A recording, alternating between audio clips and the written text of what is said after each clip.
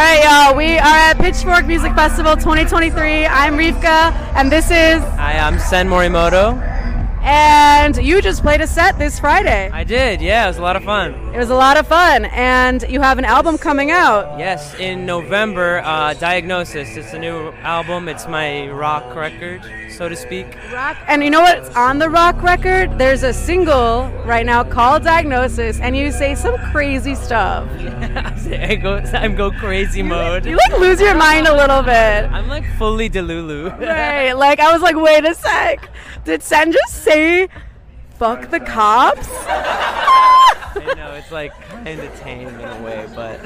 Right, like it was like, I feel like it was your kind of, it's like your Limp Bizkit moment. Exactly, it's my entry into rock music. You're like, I've never heard of rock before, but I guess I'll try it out. I guess I could be like a little angry today. Did you guys know I have that as an emotion? Because like, you're from the West Coast. I'm actually from the East Coast. I'm from Western Massachusetts.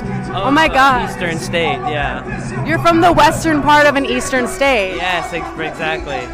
So, well, that kind of ruins my question because I was going to be like, well, on the West Coast, they're like kind of chill. But on the East Coast, they're not so much. Yeah, well, I'm from a really chill town on the East Coast. It's like a little hippie town in the middle of the woods. What is it? Called Wendell, and it's kind of like the Shire if it were like a real place.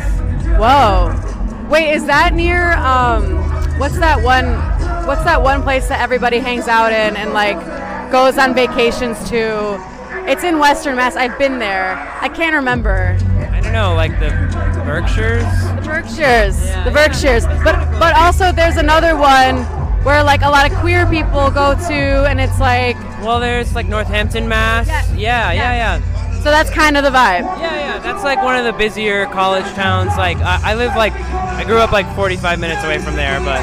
So you're like, okay, well, like, you know, I have my childhood that was really like chill for the most part. And I'm gonna like embrace this new, I'm gonna like be angsty now, because you're not a very angsty person in your demeanor. Yeah, no, it's not really one of my three emotions, you know? What are your top three emotions? Chill, mellow, and tired. Oh my God, those are really nice. Do you like Pokemon? I do. I love Pokemon. I mean, I haven't played any of the new games, but I was obsessed growing up, yeah. Well, which Pokemon do you most identify with? Because you sound like one right now. What, Slowpoke? Yeah, that's kind of my vibe. I always thought, so the Slowking that's in the Mewtwo movie, the first movie, yes. I always felt like I connected with him in some way. He was like just popping out from the cave for a second to be like, what's wrong with these people? Why can't there be peace on Earth? Right, you're like, that's like, but you've already made those records. Right. So this is like, you're like, why can't there be peace on Earth record? Yeah, like, exactly. You're really demanding it now. Yeah, it's kind of like Slowking mixed with Mewtwo vibes now. Whoa, that's... Mewtwo had like harsh vibes, but like, he meant well. You should market it like that. Yeah, I think people will get into it then. Yeah, for sure. You should collab with Pokemon. Honestly, hit me up, Pokemon. Tag them. I'm tagging them.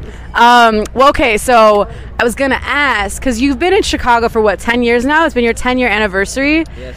So, yeah, but you are from western part of the eastern part of this country. So you're from the East Coast. Yeah. So have you taken anything from kind of growing up over there with the Chicago blend? Because once you live in Chicago long enough, you can't escape what Chicago is and like what Chicago music is. So I'm curious, like, what you've taken from, you know, your upbringing into, you know, where you are now with your art. Yeah.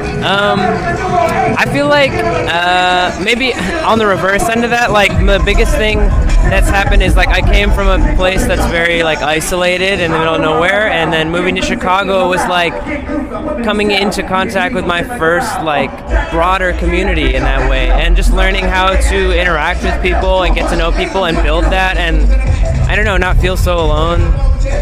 I love that. It's really hard to feel alone here. Yeah, exactly. That was a huge difference. Yeah. People feel alone often in places like New York City Yeah. or LA, just because there's so many people and it's like not as easy to build community, in my opinion. Yeah. I feel like here it's very easy to build with people, which you have done with all your friends and all the music you make with your community here. I mean, Chicago music is you're very much part of this current era of Chicago, like indie plus. Indie plus is good. Indie rock. Indie plus is good. You should keep that. Indie plus? Yeah. Am I coining it? Yeah, I think you should coin it. That might be money. Okay.